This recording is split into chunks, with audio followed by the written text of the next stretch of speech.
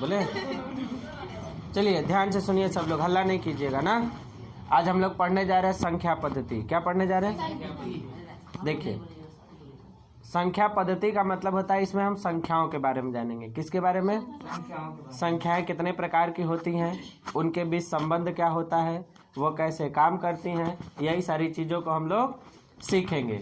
तो देखिए, इसमें सबसे पहले हेडिंग हमने डाला है प्राकृतिक संख्या। क्या लिखे हैं हम? सब लोग बोर्ड पे देखिए। प्राकृतिक संख्या वो संख्याएं होती हैं जब हम किसी चीज को गिनते समय जिस चीज का प्रयोग करते हैं उसी को हम लोग क्या कहते हैं? दूसरी भाषा में जो गिनती की संख्या होती है उसे क्या कहेंगे? प्राकृतिक संख्या।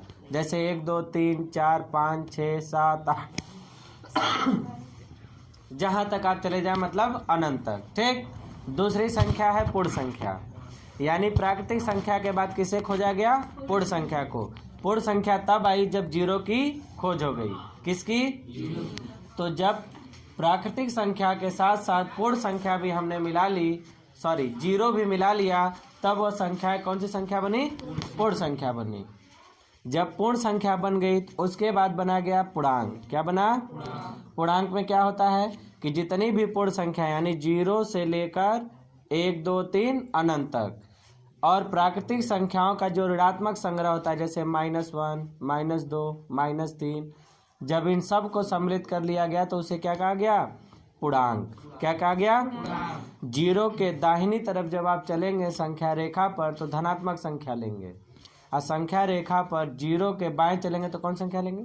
ऋणात्मक संख्या। ये इसमें मेंशन नहीं है, घर जाके देख के लिख लीजिएगा। अगली है प्रमेय संख्या, जिन्हें अंश और हर के रूप में लिखा जाए वो सारी संख्या कौन सी संख्या होती है? प्रमेय संख्या। लेकिन कंडीशन ये है कि हर का मान कभी भी जीरो नहीं रखना चाहिए, तो वो संख्या कौन संख्या कहलाएंगी? प्रमेय संख्या। ठीक। अब देखिए, दो प्रमेय संख्याओं के बीच कितनी प्रमेय संख्या लिखी जा सकती हैं? जैसे 3 और 4 के बीच प्रमेय संख्या कितनी होगी? 3 और 9 के बीच प्रमेय संख्या कितनी होगी? ये हम लोग कल सीखेंगे। क्या करेंगे? इतना घर आप रिवीजन करके आइएगा। ठीक, वेरी गुड। देखिए, अब तक हम लोग पढ़े थे सिर्फ संख्याओं के विषय में ना। जैसे परिमेय संख्या पढ़े थे, उसके ऊपर भी हम लोग पढ़े थे प्राकृतिक संख्या, पूर्ण संख्या, पूर्णांक। अब देखिए परिमेय संख्या में हम लोग आगे बढ़ते हैं। परिमेय संख्या में देखिए, जब दो संख्याएं दी रहेंगी तो उनके बीच यदि कोई एक परिमेय संख्या लिखना होगा तब कैसे लिखेंगे, और जब उनके बीच कई परिमेय संख्या लिखनी होगी तब कैसे लिखेंगे।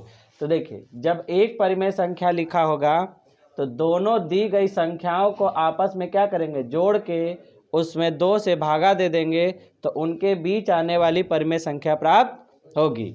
जैसे 3 और 4 दो संख्याएं दी गई हैं, दोनों कैसी संख्या है? परिमेय संख्या है। कैसी हैं?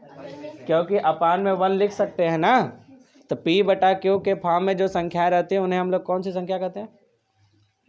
परिमेय संख्या। अब देखिए, जो पहला मान होगा उसे x मान लीजिएगा, जो दूसरा मान होगा उसे y मान लेंगे। अब इन दोनों को आपस में जोड़ के इसमें कितने से भागा देना है? 2 से। तो 3 और 4 कितने हो गए? 7, अपान में 2। तो देखिए 7/2 एक परिमेय संख्या है, P/Q के फॉर्म में है, तो यानी 3 और 4 के बीच जो परिमेय संख्या आएगी वो कौन सी होगी? 7/2। सबको समझ में आ रहा है? अब इसी सवाल में मान चलिए दे दे एक से अधिक परिमेय संख्या लिखने के लिए, एक से, तो उसके लिए सबसे पहले हम d का मान निकालेंगे। d का मान कैसे निकालेंगे? y में से x घटा देंगे और नीचे जितनी संख्याएं निकालनी हो उसमें एक जोड़ देंगे। जैसे देखिए, -5 और -6 दो संख्याएं हैं, इनके बीच कितनी परिमेय संख्या लिखनी है? 4। तो उसके लिए हम यह देखेंगे कि इन दोनों में से छोटा कौन है? -5 छोटा है कि -6? -6 छोटा है और -5 बड़ा है, तो हम हमेशा बड़े में से छोटा घटाते हैं ना। बोलिए, तो x का मान हम 6 ले लेंगे और y का मान 5। तो y की जगह -5, फार्मूले का माइनस अपनी जगह, x का मान -6। सॉल्व करेंगे तो कितना जगह? 1/5।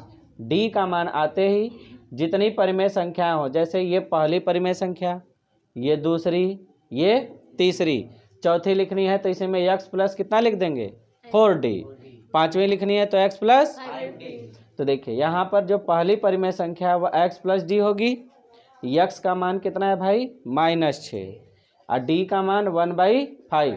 फ्रैक्शन हल कराएंगे तो -29